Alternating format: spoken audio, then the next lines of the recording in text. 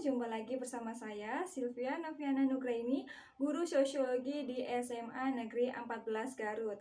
Pada kesempatan kali ini saya hendak mengajak Bapak Ibu guru semua untuk mengikuti program guru belajar dari Kementerian Pendidikan dan Kebudayaan. Dan pada kesempatan kali ini juga saya hendak menyampaikan beberapa hal yang telah saya peroleh saat mengikuti pelatihan program guru belajar seri pendidikan inklusif.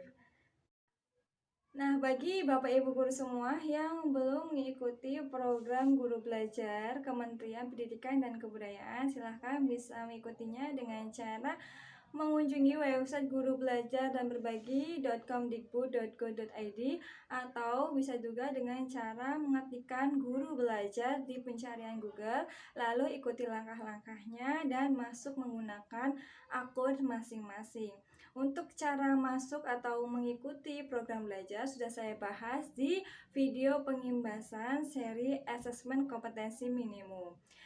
Nah, pada kesempatan kali ini saya hendak menyampaikan hasil yang saya peroleh setelah mengikuti program guru belajar seri pendidikan inklusif. Apa saja? Simak baik-baik ya. Setelah saya mengikuti program guru belajar seri pendidikan inklusif, ada 2 poin penting yang akan saya sampaikan di sini. Yang pertama, tentang konsep dasar pendidikan inklusif itu sendiri. Yang kedua, mekanisme layanan peserta didik berkebutuhan khusus.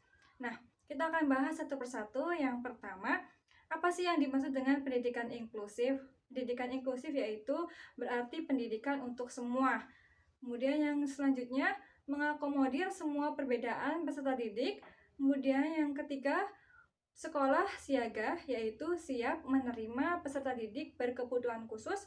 Kemudian yang keempat, penyesuaian sistem. Dan yang terakhir, bisa mengetahui hambatan peserta didik yang kita temui di dalam kelas.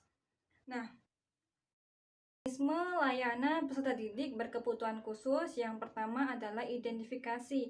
Identifikasi yaitu menemukanali peserta didik kita sebelum mengikuti pembelajaran. Yang kedua yaitu asesmen. Asesmen yaitu upaya untuk mengetahui kemampuan, hambatan, latar belakang peserta didik kita, pertumbuhan dan kesehatan peserta didik kita.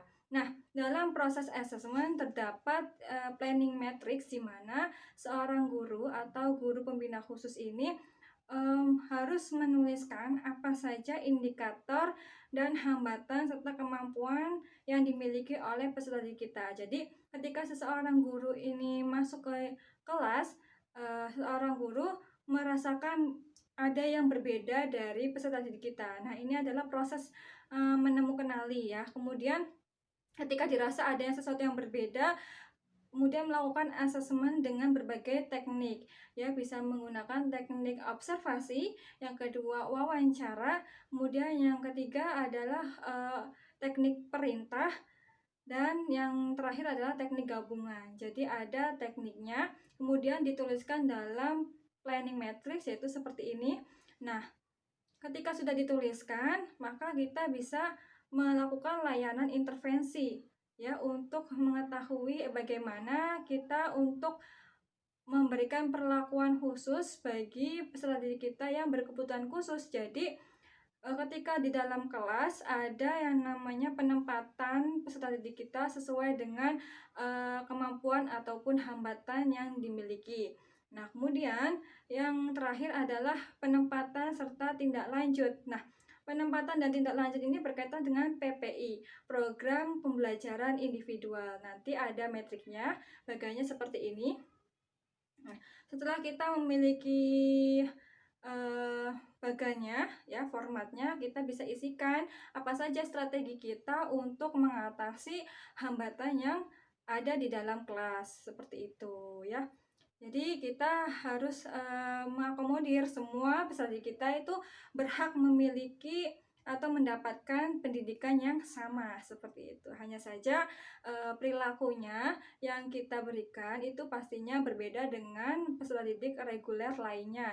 Tetapi dalam satu kelas ini dimasukkan dalam kelas reguler atau inklusif penuh. Jadi gabungan gitu ya, dijadikan satu dengan murid lainnya. Nah, seperti itu yang saya terima, dan selain dari poinnya saya sampaikan, tentunya manfaat yang saya peroleh ketika mengikuti program Guru Belajar seri pendidikan inklusif masih banyak lagi ya Bapak Ibu guru, di mana ketika kita hanya tahu mengajar, mentransfer ilmu, memberikan pendidikan karakter, tetapi kita juga perlu tahu bahwa peserta didik kita ini beragam karakteristiknya, kemampuannya ya, hambatan personalnya itu beragam. Jadi kita perlu mengenali lebih dalam dengan cara apa? Dengan cara manajemen layanan peserta didik berkebutuhan khusus. Nah, mungkin itu yang bisa saya sampaikan, kurang lebihnya saya mohon maaf. Jangan lupa untuk like, subscribe, komen, dan share sebanyak-banyaknya. Sekian, wassalamualaikum warahmatullahi wabarakatuh.